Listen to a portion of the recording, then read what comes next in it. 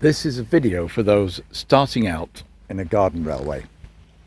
You can look through a host of videos to see mine and see me starting out.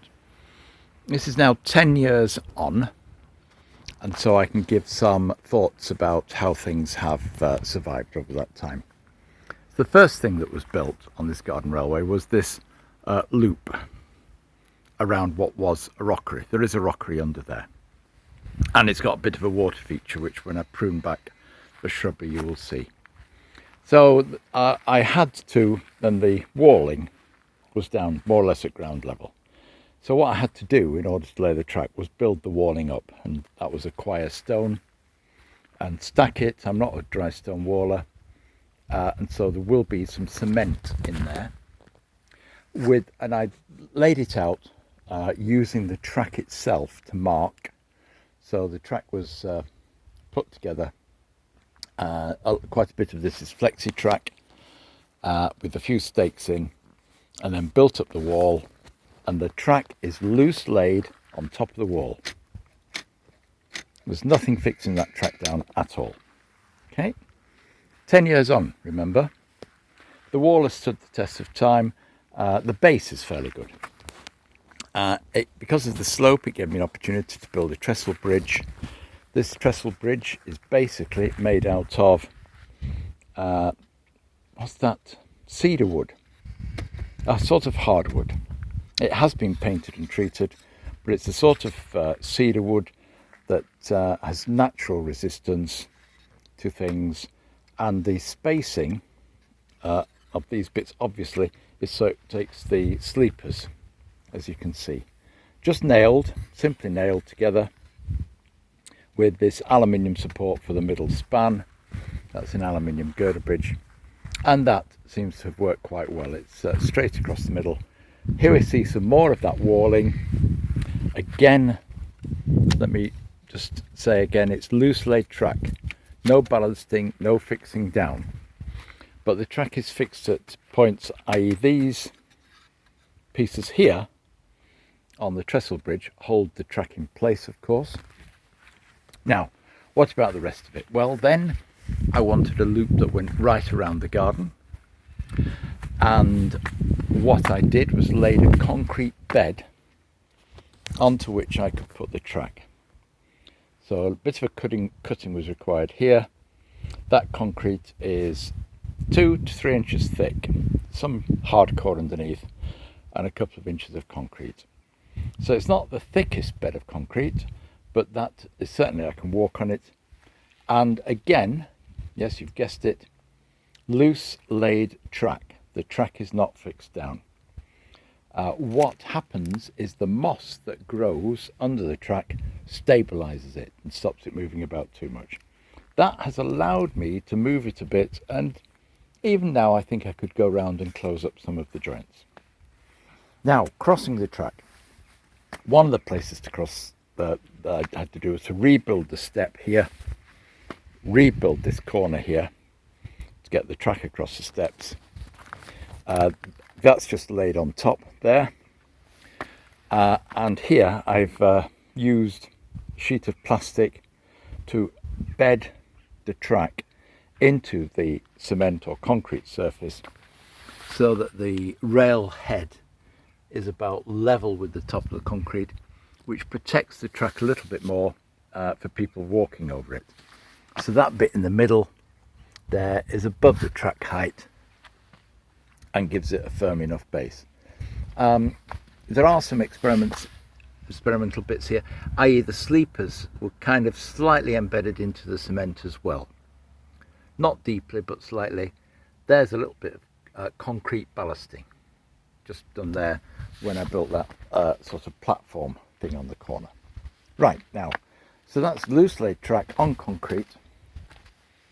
So you've got a nice solid bed, as it were. There you see it. Yep. Now, the rest of it, because I'm off ground and it gives me track operating at waist height, is laid on tanalised fencing timber. So that's just solid wood, 6 inches by 1 inch, and the support is the heavyweight Slater's battens or Slater's laths underneath, which is 2x1 tanalised timber. In order to give access, so one way of access is you walk over the track and you just have it as a step, but use concrete. Another way is lift out sections, and I think I may have said a little bit before about how I do the lift out section by having fish plates that you can move. Oh well, this just unplugs from the fish plates, and at this end you've got one screw to slacken off. Juggle the track about a bit and you can pull this section of track out. On the one at the back, on one end the fish plates are loose enough to slide back. The fish plates are used to provide location. Yep. So provide location of the track so that the trains run over it. Electrical continuity is passed from one side of the bridge to the other through some wires, and there's a bit of conductivity in there. Right, so the rest of this is on fence posts, tanalised fence posts, holes with a bit of postcrete in, but hammered into the ground before the postcrete was added. So tanalised post, dig a hole where I want the post to go in, put the fence post in, hammer it in with a post inserting tool, sort of big concrete cylinder. Then once it's hammered in, top up the hole with the postcrete to give you the sort of quick setting concrete, just to give you some protection around the post at the soil level. Doesn't always work out. So there's the timber, 10 years on, still solid. It's warped a bit, and in this case the track in places is fixed down, so it's fixed down over there at some point. Yep, there's some point over there where it's fixed down, so mostly loose. I think I need to pull that away from the edge a bit. Can you see it moving there? Okay, don't know. Oh, I didn't show you that. Yeah, you see it moving. Right, so laid loose on top and fixed at some strategic points. Where it goes around the corner, like here, it's not quite fixed there.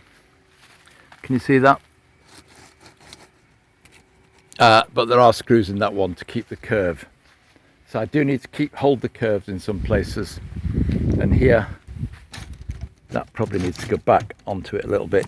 That needs to pull away, but I've got that set into, slightly recessed into concrete.